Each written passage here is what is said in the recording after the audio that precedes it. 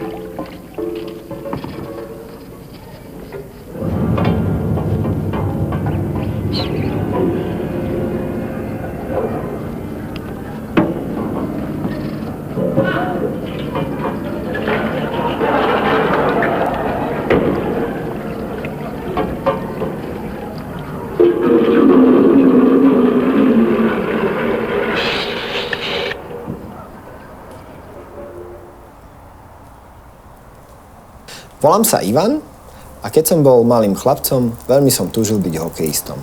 Ale stal som sa klaviristom. V 14 rokoch ma zaujala hudba boogie-woogie.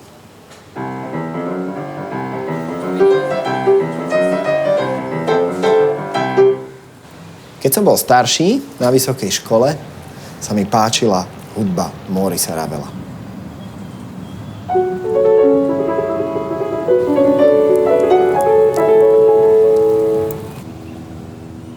No a teraz som niekde tu.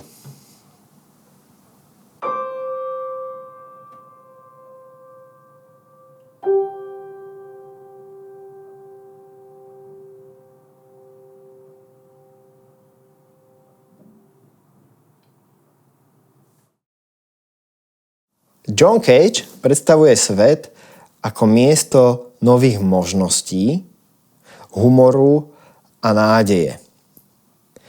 Bol veľmi priateľský k ľuďom, neustále ich nabádal k originálnosti a k novým nápadom, vyhýbal sa akejkoľvek politickej angažovanosti a veril v silu hudby.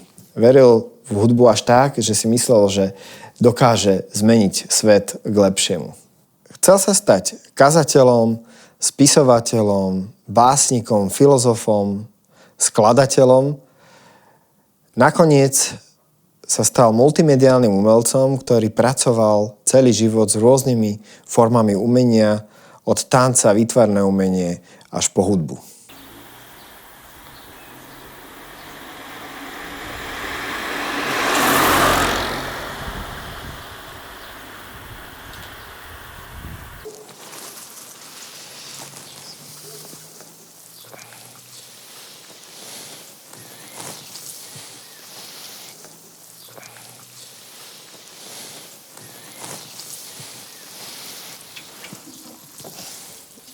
No, chcel som o tom Cageovi s tebou porozprávať. Fakt? Kedy si prvýkrát počul Waterwalk? Pamätáš si to? Vieš čo, ja si myslím, že to bolo na večeroch Novej hudby naživo v 92. keď bol Cage v Bratislave. Bol to Waterwalk, hej. A hral to John Tilbury v Mojzeske. Veľmi. Aj s Váňou, aj so všetkými. Váňa tam nebola, ale bol tam taký veľký lavor. Taký A Cage to dostatočne veľký na ponáranie gongu a iných predmetov. Bolo to veľmi pekné a bol tam taký magický moment. On tam má naladiť rádio v istom momente. A samozrejme, že v každej krajine a v každom kontexte je to úplne inak. A naladil rádio, ako ho zapol, tak tam sa ozvalo, že niečo v tom zmysle, že i vyšiel oráč na pole a dáždik zvlažil zem. To bolo tak magické, pretože tam všade bola, akože celá téma bola o vode a teda ešte aj z toho rádia sa ozvalo úryvok z nejakej slovenskej básne o vode a o oráčovi. Takže to bol strašne fantastický moment. To ľudia úplne zamreli v tej sále, že keby to bolo pripravené. A to bola čistá náhoda. He takes it seriously. I think it's interesting. If you are amused, you may laugh. If you like it, you may buy the recordings. John Cage and Waterwalk.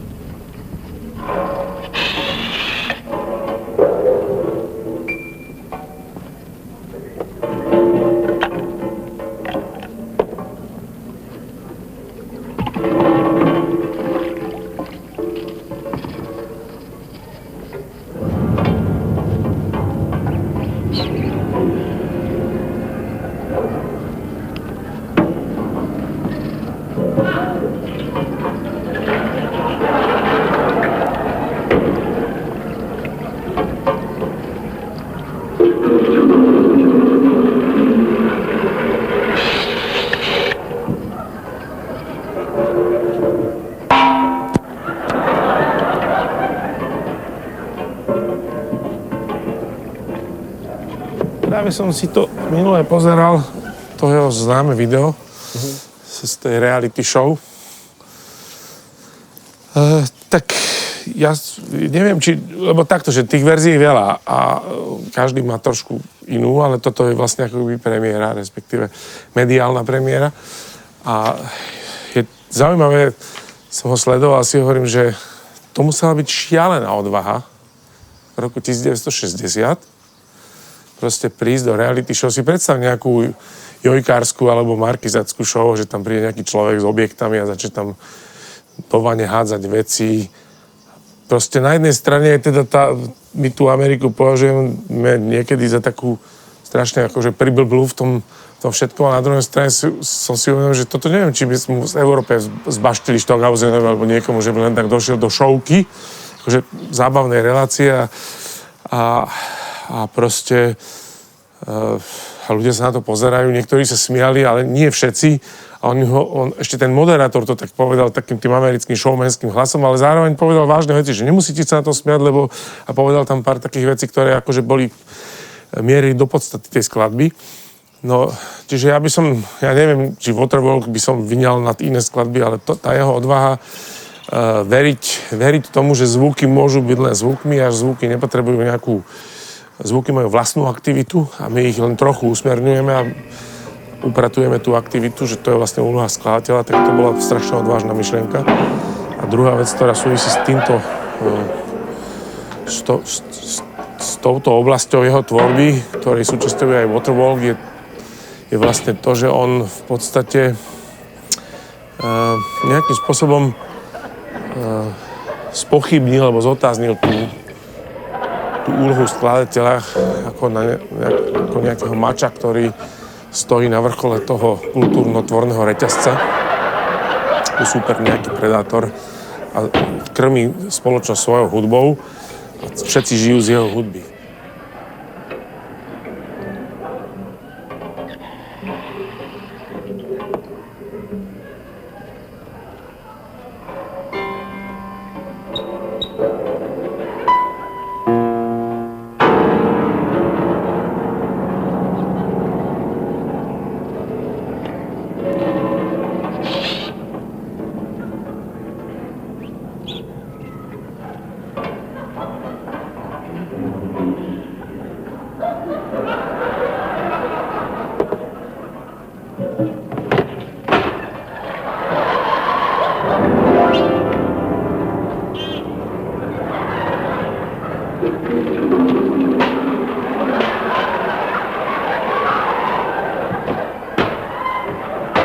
Ale tak našťastie uplynulo od tých jeho konceptov už 70 rokov a to je dostatočne dlhý čas na to, aby to zaniklo, alebo sa to stalo klasikou.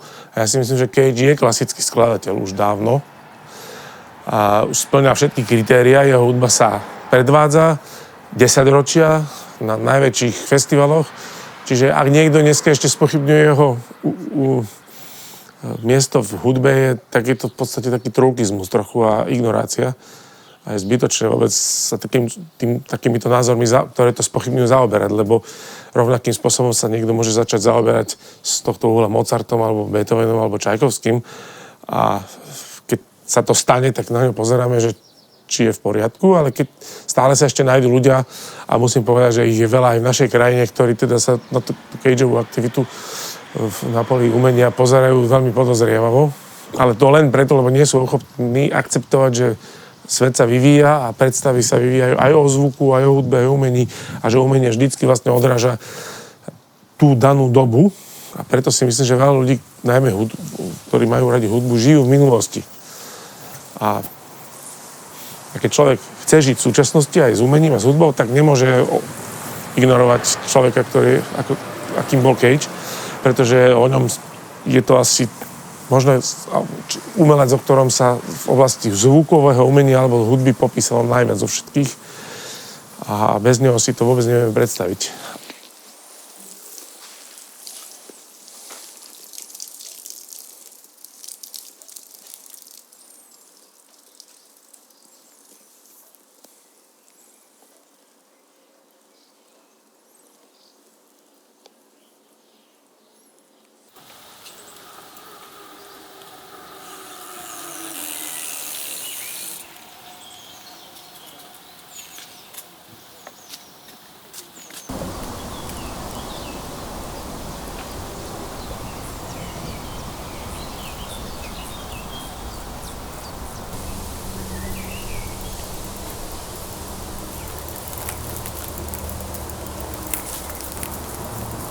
John Cage v skladbe Branches, alebo mohli by sme po slovensky povedať konáriky, predpisuje hru na prírodných objektoch alebo materiáloch. V skladbe môžeme použiť drievka,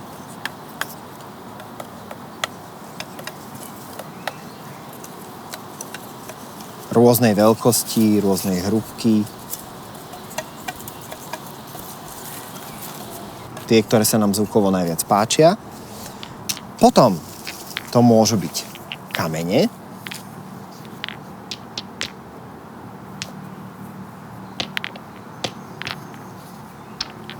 Ďalej napríklad šišky. Keď brnkneme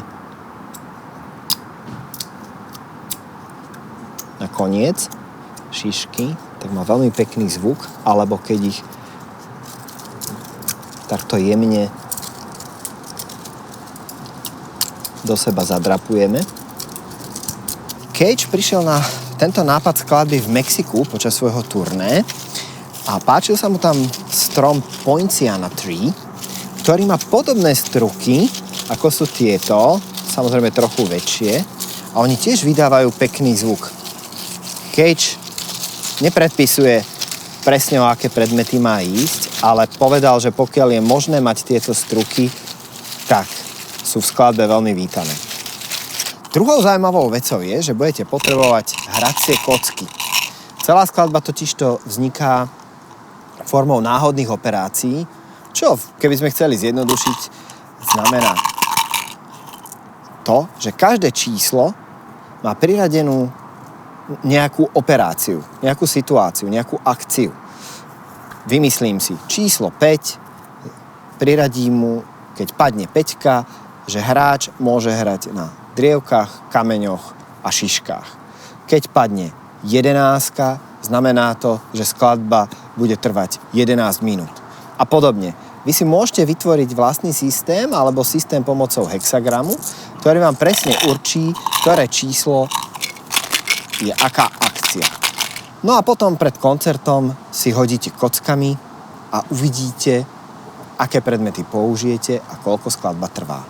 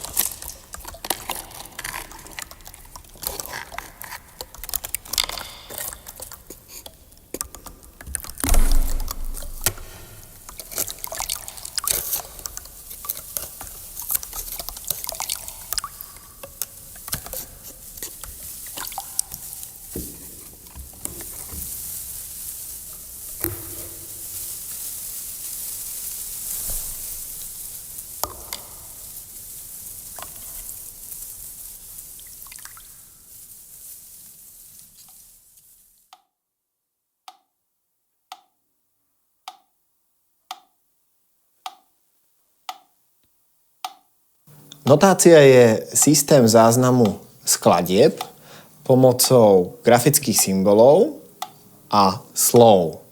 V tej tradičnej notácii grafické symboly predstavujú noty a slová sú väčšinou skratky. Napríklad tu hneď v úvode vidíme písmenko P, ktoré znamená piano, čiže hrať veľmi ticho. Tradičná notácia má svoj pôvod v zápise náboženských piesní, konkrétne gregoriánskych chorálov, ktoré poznáme už z 8. storočia. Notácia sa ďalej vyvíjala, pridávali sa k nej kľúče. Aj v týchto notách vidíme konkrétne 2 huslový a basový kľúč. A takto, ako ju vidíme aj konkrétne v tejto ukážke, sa notácia ustálila v 17. storočí.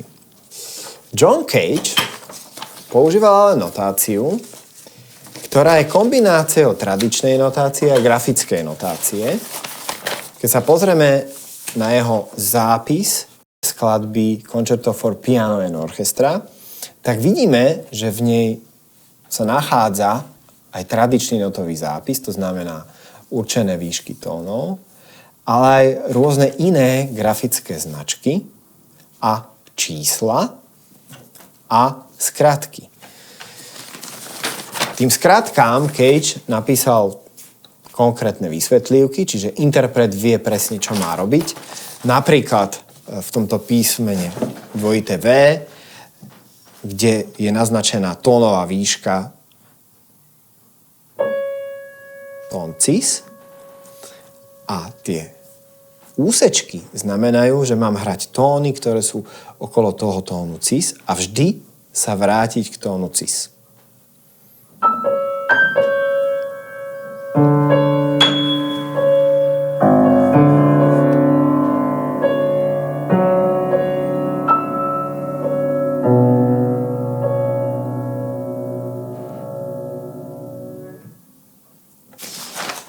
Ďalším zaujímavým prvkom, ktorý Cage využíva vo svojej skladbe, je hra na strunách nástroja. A Cage naznačuje približné vzdialenosti medzi strunami.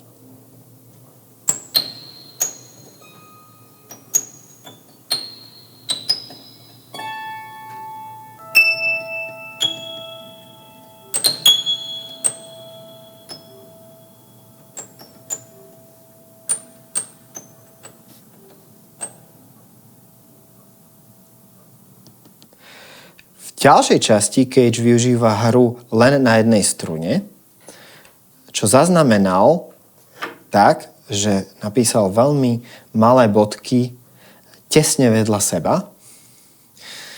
Také pizzicato môžeme hrať napríklad s takýmto označovačom a hráme buď na jednej až 3 tónoch.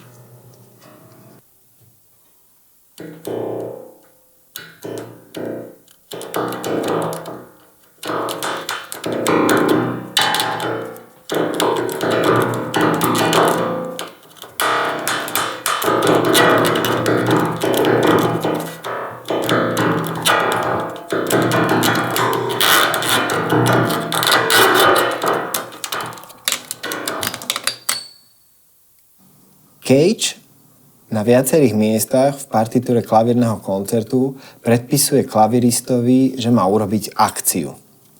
Ja som si pre jedno miesto zvolil akciu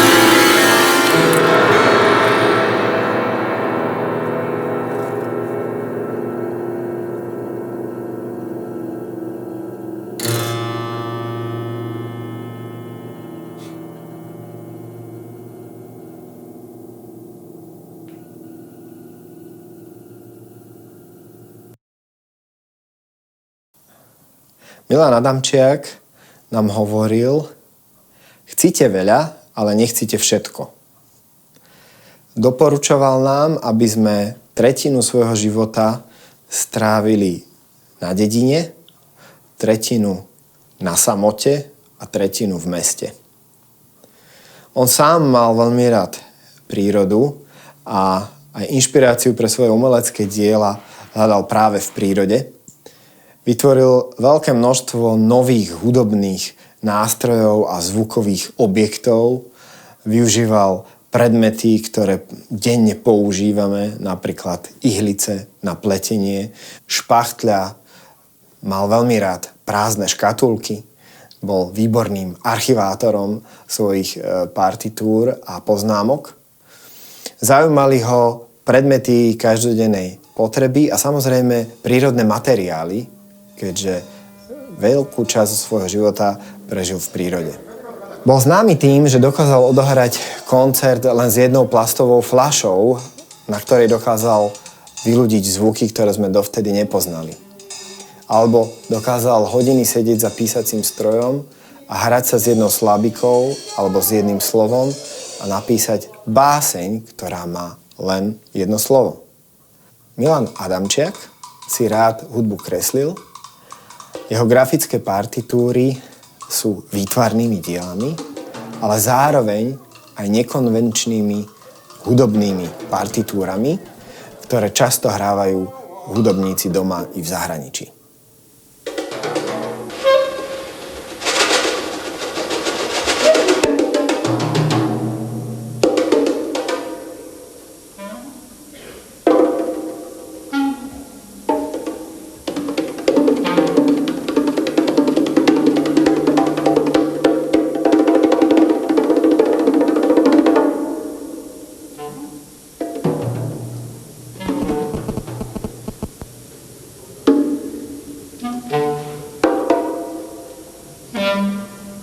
Ľudia hovoria, že som výtvarník, muzikant a tak ďalej.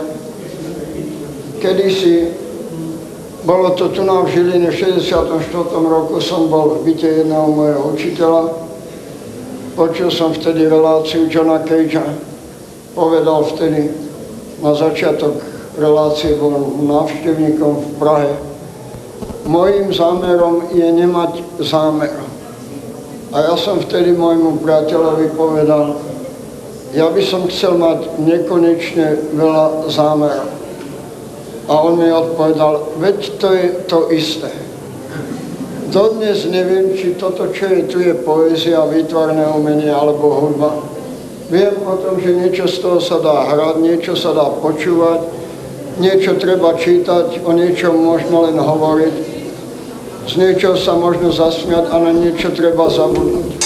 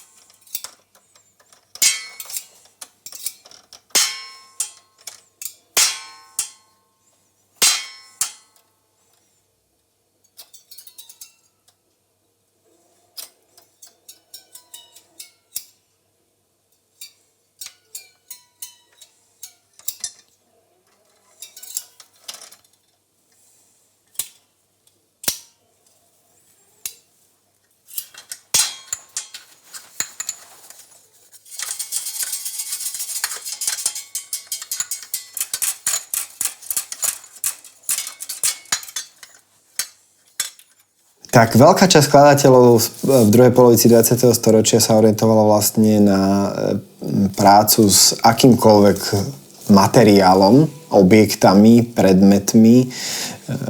Tvoja kuchyňa je plná pekných predmetov.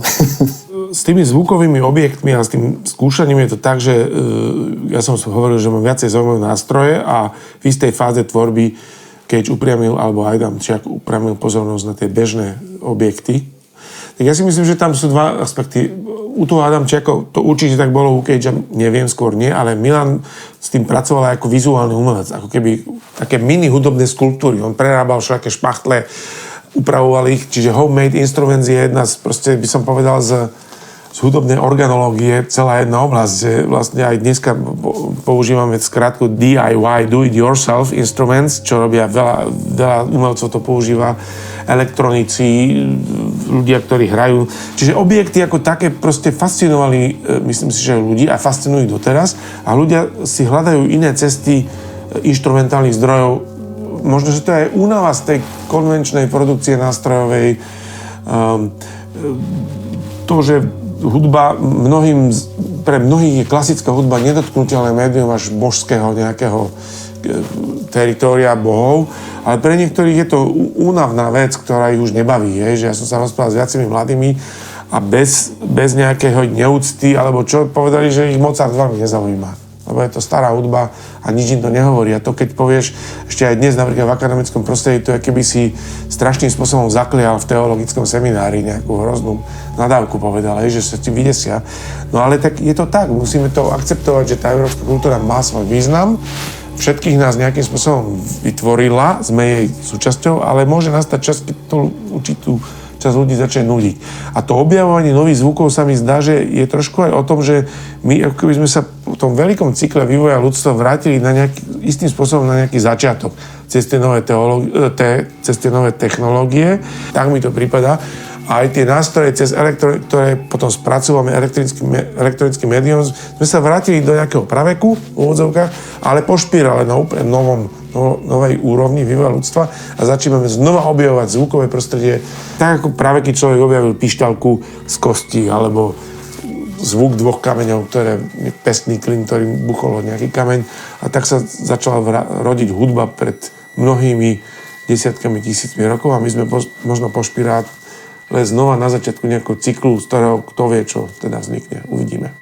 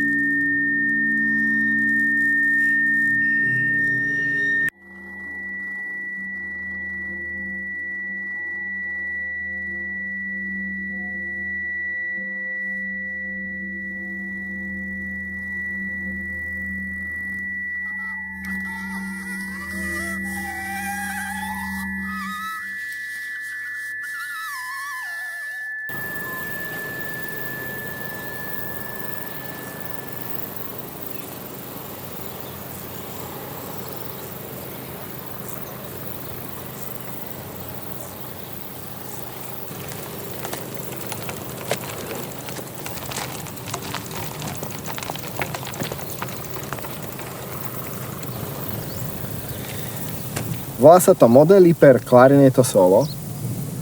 Modely pre solový klarinet v roku 1979. Tá partitúra je úplne nádherná. Toľko kontrastných vecí sa v nej nachádza. Mňa by veľmi zaujímalo, že ako si tie jednotlivé pasáže vlastne stvárnil. Táto prvá hneď, to sú tie prázdne guličky pospájané. Tak tie prázdne guličky vo mne evokovali taký ten akože suchý slep, alebo ako to mám povedať, že iba slep a bez tónu, že dnes mi nezaznie tón, tak tam robím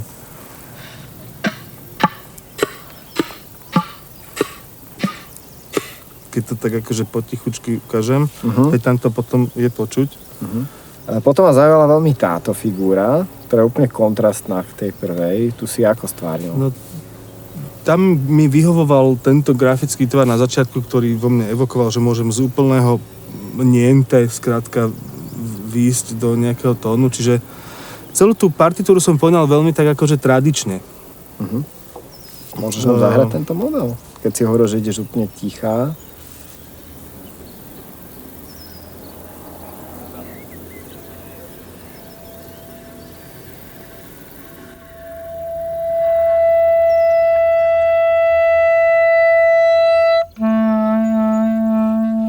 a tak ďalej, hej, že potom podľa toho, aký je to tvar, tomu sa snažím prispôsobiť ten zvuk, ako keby vždy.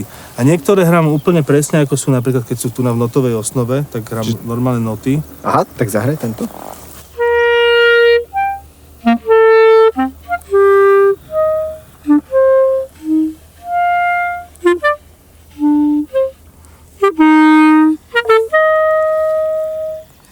Hej, že hrám... Čiže si zahral vlastne presnú intonáciu tých not. Vieš čo, lebo tu je totiž to napísané, že akordiko. No. Hej, čiže to už mi evokovalo, že tam asi myslel autor viac zvuky. No a na jednohlasom dýchovom nástroji jedine tým multifónom to vieme, čiže tam hrám viac zvuky, ako keby na klarnete. Napríklad.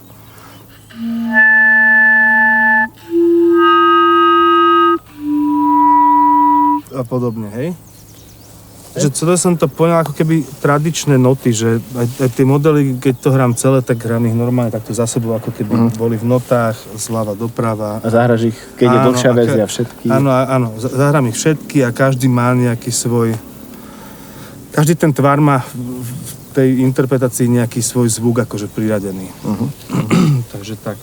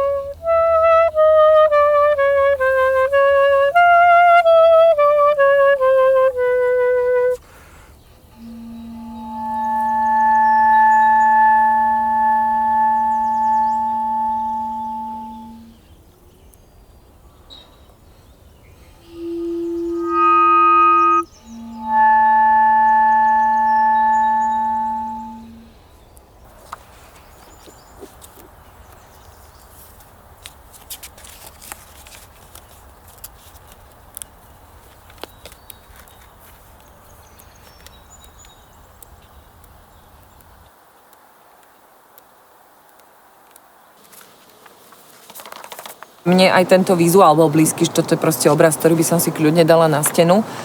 A teda vidíme tu rôzne opečiatkované FK, ktoré sú niekde veľmi výrazné a takéže plné celé a niekde sa strácajú. A tomu som prispôsobila aj tie zvuky.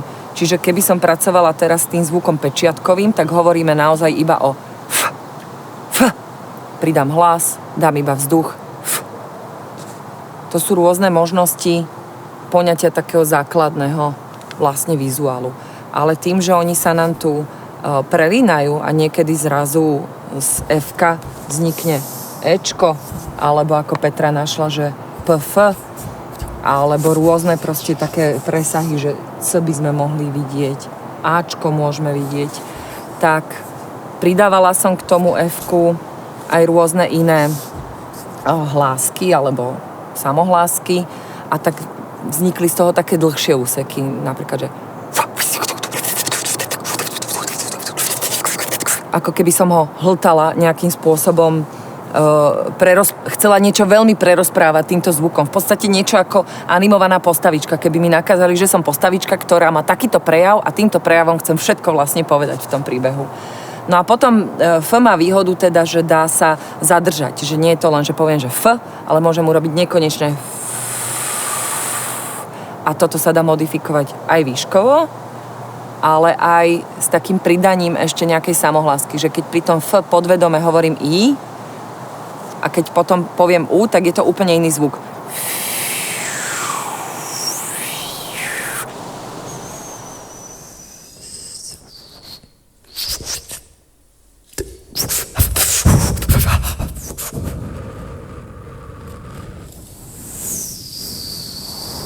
Keď si človek predstaví tú partitúru a preklopí si to do toho tanca, do toho tanečného prejavu, tak samozrejme tam je determinujúci, alebo teda tá hlavná vec, s čím sa pracuje, priestor.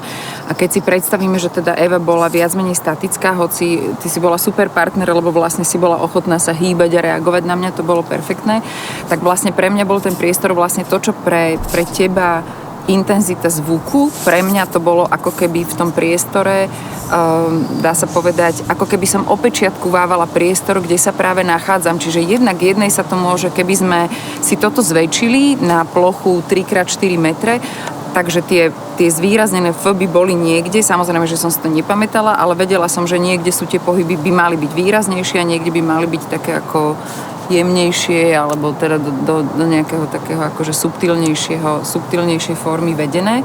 A čo bolo na tom zaujímavé, čiže toto je tá priestorová stránka toho celého. A potom, keď si predstavíme, že my dve sme vlastne plnili funkciu, ako keby ja ten pohyb a Eva ten zvuk, a vlastne tá naša kooperácia prebiehala v podstate systémom improvizácie, respektíve to, že sme na seba ad hoc reagovali a v podstate, keď improvizujú spolu dvaja ľudia v tanci, tak naozaj ide o to, že kedy kto vedie a druhý sa nechá chvíľu viesť. Ale tu bolo na tom zaujímavé to, že kedy kto vedie, bolo ešte aj rozdelené. Čiže chvíľkami viedla Eva zvukom a ja som pohybom nasledovala a chvíľkami som ja viedla pohybom. Ale tá ad hoc kooperácia je podľa mňa veľmi zaujímavá, že toto sme brali ako keby len ako východiskový koncept tej priestorovej kompozície finálnej, priestorovej v zmysle len akože toho pohybu, hej, ale tak samozrejme primárny tam bol ten zvuk.